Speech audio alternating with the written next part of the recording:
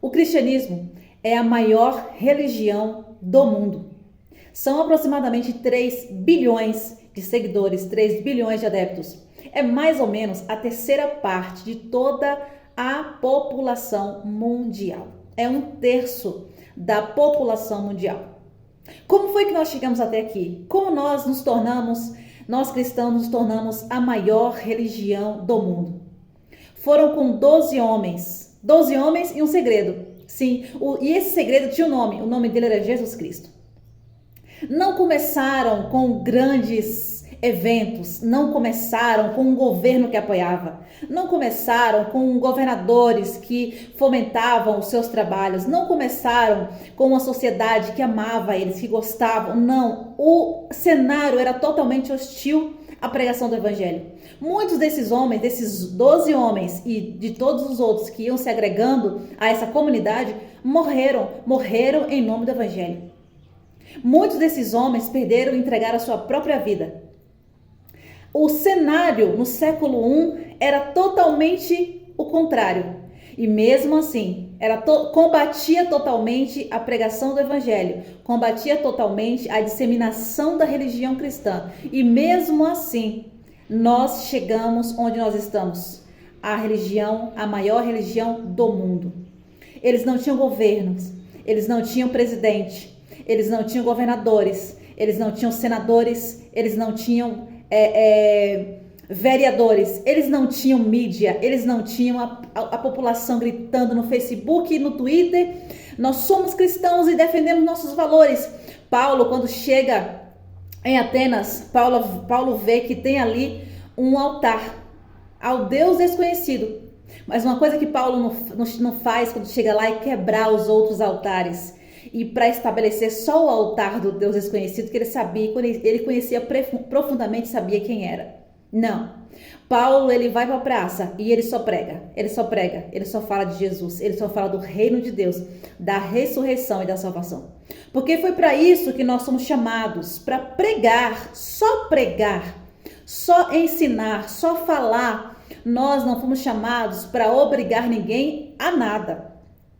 Outro dado muito importante que serve para nós hoje: a maior igreja evangélica do mundo está na China. A China é comunista. A China persegue os cristãos. A China mata cristãos. A China proíbe a leitura da Bíblia. A China proíbe a venda da Bíblia. A China proíbe até que exemplares da Bíblia entrem no país. A maior igreja do mundo, a maior igreja evangélica do mundo está lá na China. E não é a do pastor David Polianshu, que está na Coreia do Sul, que na verdade é considerada por todos a maior igreja evangélica do mundo. Não, essa é a segunda, na verdade. Existe uma que não é muito disseminada, porque está no país comunista, que está lá na China. Se você pesquisar na internet, você vai encontrar, você vai ver vestígios desta igreja, que existe na China em diversos lugares, e aproximadamente tem 50 cristãos por cada congregação, mas são assim milhares de congregações. É considerada a maior igreja anônima, maior igreja evangélica do mundo. Isso só prova que nós não precisamos ficar brigando na internet, nos degladiando na internet, amaldiçoando os governantes na internet, praguejando os governantes na internet, falando que está tudo acabado, que está tudo terminado. Nós não precisamos disso, gente. Todos esses dados que eu trouxe aqui agora para vocês prova que a igreja de Cristo, e ela só vai avançar. E tudo que está acontecendo, já foi nos dito que aconteceria. Jesus disse: vocês terão muitas aflições no mundo, mas tem de bom ânimo. Por minha causa vocês serão perseguidos, vocês serão mortos. Por minha causa o mundo odiará vocês. Nós sabemos de tudo isso, mas nós não podemos disseminar o ódio, o rancor e a raiva. Nós não podemos entrar na filosofia do mundo de disseminar o ódio nas redes sociais.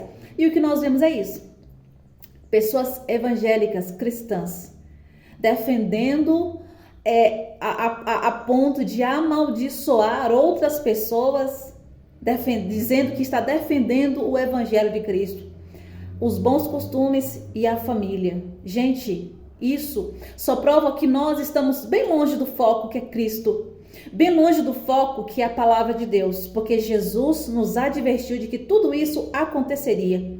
E Jesus disse: vocês não vão odiar o mundo, vocês vão amar o mundo, porque eu amei esse povo, porque eu amo e eu entreguei a minha vida por eles. Então, entreguem a vida de vocês uns pelos outros, pelos vossos irmãos. Amai os vossos irmãos. Orai um pelos outros, intercedam um pelos outros. Orem por vossos governantes, intercedam por vossos governantes.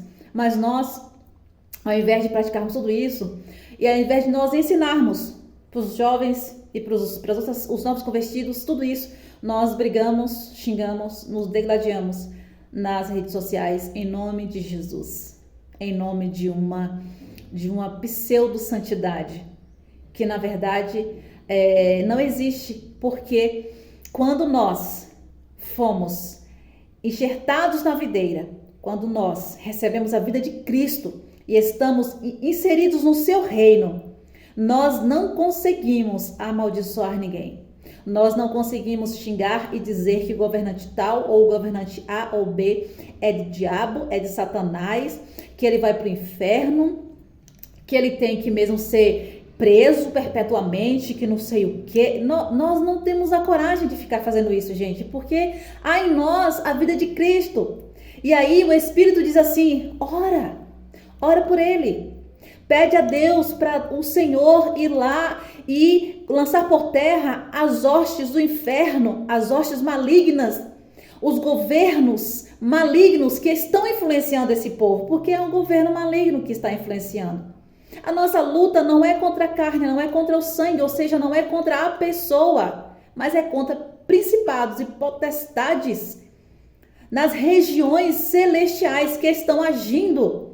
Este mundo está sendo governado também por essas hostes malignas. Nós precisamos entender, essa luta é espiritual. É espiritual. E nós precisamos amar, gente, amar o Lula, amar o Bolsonaro, amar o Bolsonaro, orar por ele, orar pelo Lula, orar por todos os governantes do PT, orar por todo mundo. Porque todos eles são alvo de uma fúria que é espiritual, que não é desse mundo, e todos nós somos também esse alvo, mas quem nos guarda é Jesus Cristo. O Espírito Santo tem nos guardado. Se o Espírito Santo tem te guardado, se você tem recebido a direção do Espírito Santo, comece a fazer diferente. Ao invés de brigar na internet e amaldiçoar o próximo, os nossos governantes e os nossos irmãos, e ficarem xingando os nossos irmãos lá dos outros estados, porque são isso, são aquilo, disseminando ódio e a raiva, vamos orar. Vamos proclamar aí uma oração em todo o Brasil. Vamos, os pastores, né? Chama a sua igreja. Hoje é segunda-feira. Chama a sua igreja chama o seu povo para ir para a igreja, orar hoje, né? Nós precisamos aprender isso. 2 horas de joelho e cara no chão, cara no pó, clamando a Deus para o Senhor intervir em tudo isso, para o Senhor nos dar resistência, para o Senhor nos dar amor, nos dar paciência, revelação do Espírito, discernimento espiritual, discernimento de espíritos, para conseguirmos ver o que está por trás de tudo isso, não o que está patente aos nossos olhos carnais. Mas nós perdemos 40 minutos nas redes sociais, mas não oramos 40 minutos na igreja. É muita coisa, né?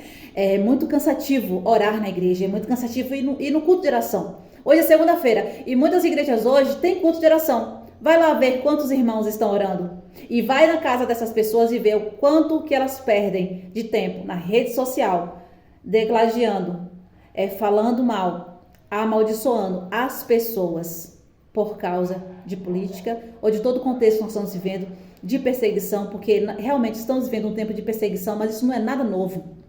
Nada novo. A maior perseguição, uma das maiores perseguições da história aconteceu também no século I. Os apóstolos sofreram essa perseguição, mas foi a época que a igreja mais cresceu, mais se desenvolveu. Eu citei para vocês que a maior igreja evangélica do mundo está dentro de um país comunista, está dentro da China. Então, nós não temos desculpa, gente, para perdermos tanto tempo na rede social brigando.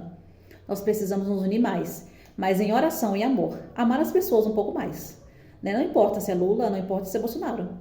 Mas orar por estes homens, saber que eles são influenciáveis por espíritos que estão nas regiões celestiais. Saber que esses homens também carecem da misericórdia, do amor, do perdão e do Espírito Santo de Deus.